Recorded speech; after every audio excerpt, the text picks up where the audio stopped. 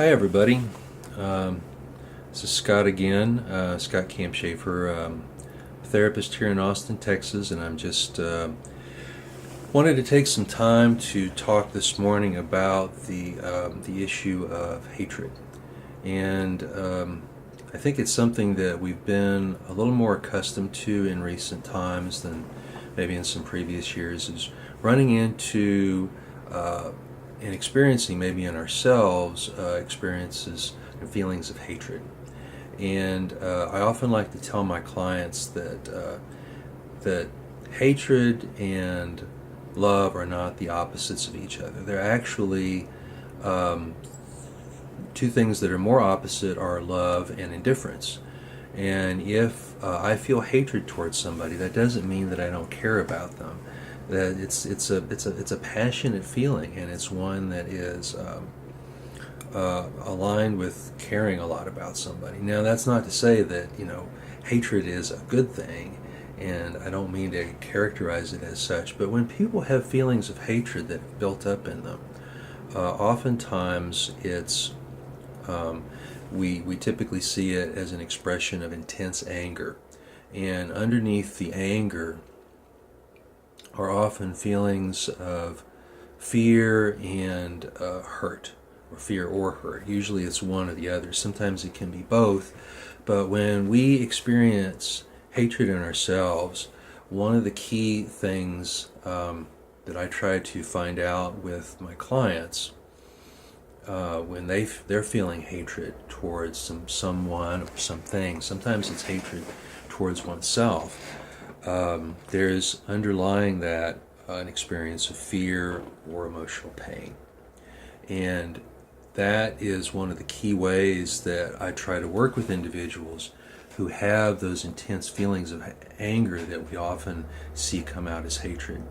And once the emotional pain or the fear is dealt with, then there's a lot better chance of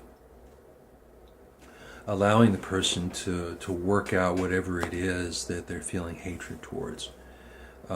Because again, anger, and particularly as it shows up in hatred, is often a secondary, most of the time I would say it's a secondary emotion to emotional pain or fear. So once the fear or the pain are dealt with, then there's a much better chance that the individual can work through this successfully and not be bothered by it. And one of the key ways that I like to work with individuals who have this emotional fear and pain is basically through a breathing and visualization mode of therapy called image transformation therapy. And basically it treats emotional fear and pain as actual manifestations in the body that can be processed out. And that's one of the modes of therapeutic processing that I use, so that these intense feelings of anger and hatred towards an individual or towards a group don't have to go on. And now, a lot of hatred gets built up over time as an individual matures, and maybe they've been brought up to feel hatred towards a particular individual or group. And that's something that's learned. That's not something that's innate. But that is something that can be treated, provided the individual sees this as a problem, and sees this as a problem within themselves and not in the other person or the group. Now that's the key, is that if someone has intense feelings of hatred and they don't see it as a problem and they just want to blame somebody else for it, then they're not in a place where they can be treated. But basically, if I'm feeling hatred towards somebody else, that's an issue in myself that I have to deal with and work through. And if I'm willing to go into treatment with a therapist who's trained to deal with these kinds of issues, then I have a much better chance of resolving the hatred and the anger rather than letting it fester. And basically, if anger and hatred are allowed to fester in an individual, that's not something that is going to be beneficial for their overall health and well-being down the road.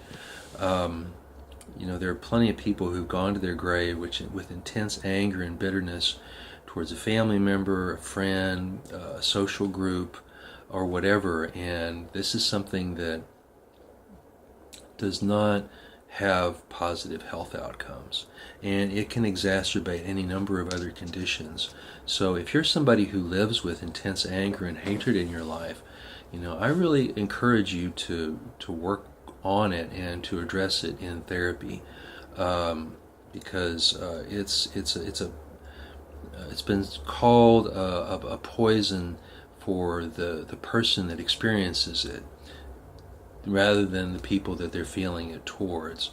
If I'm holding intense anger and hatred towards somebody, I may want to hurt them, but basically that anger and hatred is hurting me to the extent that I hold on to it and I let it fester. And the fact of the matter is that there's no reason that needs to go on and needs to bother anybody. Because if you learn the correct ways of dealing with it and processing it, and sometimes that happens in terms of being able to talk with somebody about how you're feeling, and either it's with a therapist or it's with the party that you're feeling the anger or hatred towards.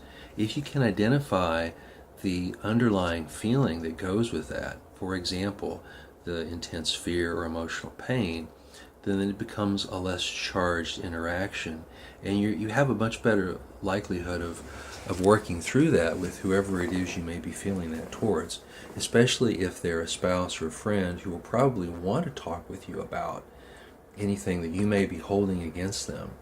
So I encourage everybody to get help and support for any hatred that you may be feeling, either towards someone else or especially towards yourself, because that can be something that can be very dangerous to hold on to if you harbor hateful feelings towards yourself, because this isn't something that's meant to bother you for the rest of your life, and you can live the rest of your life as a happy, contented individual if you find the right ways of working through any feelings of hatred and animosity you may have towards somebody else. So if I can be a support, I'm happy to do that.